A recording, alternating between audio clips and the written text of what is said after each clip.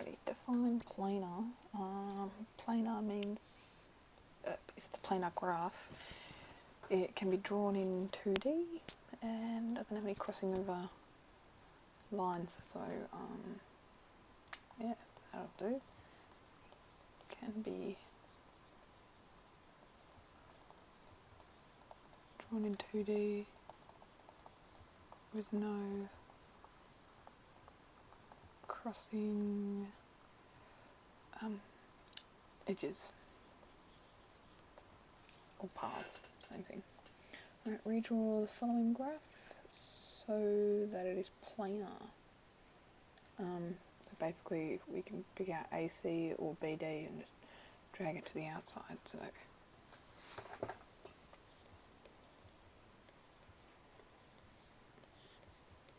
these guys can all stay in.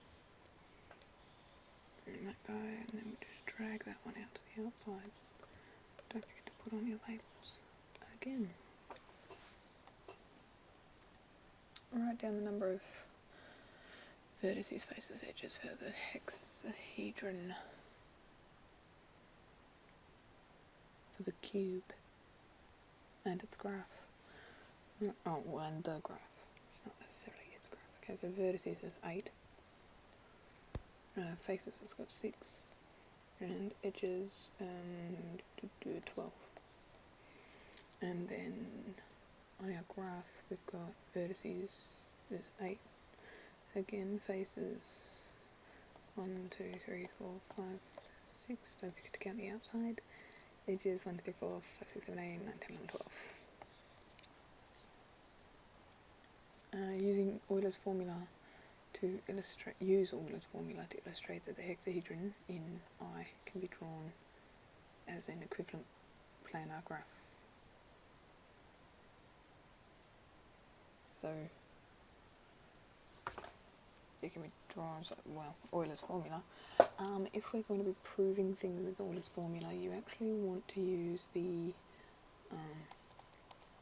F plus V equals E plus 2 one, just because we're trying to show that it's the same on both sides of the equal sign here.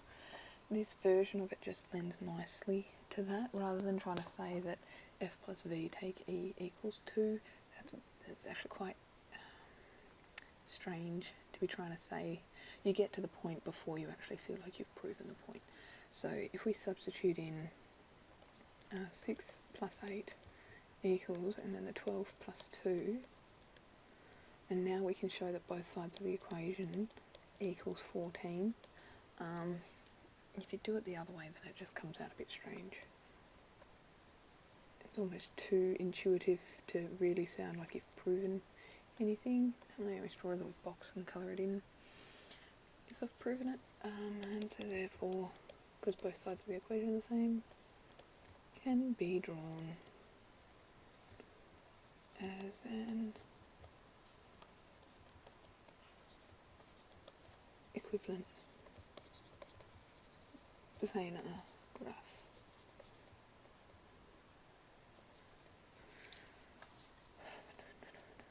Sketch the corresponding planar graph for the three-dimensional figure shown below, labelling all vertices. So what we're doing here is it's a bit like pretending we've got drawing pins on each of the vertices, and we are pretending that there's blue tack or chewing gum along each of the edges, so we can squish them and we can extend them. So what I'm going to do is I'm actually going to pick up a B here, I'm going to drag it out to the side, and then I'm going to extend B down and E down, so it's going to look, so we get A, it's going to be here, and B is going to be in underneath it, and then I'm going to basically have C flattened out in the middle. So you could also think of it as picking up this C to F line, picking it up and squishing it into the middle of the box here. So that's vertex C there.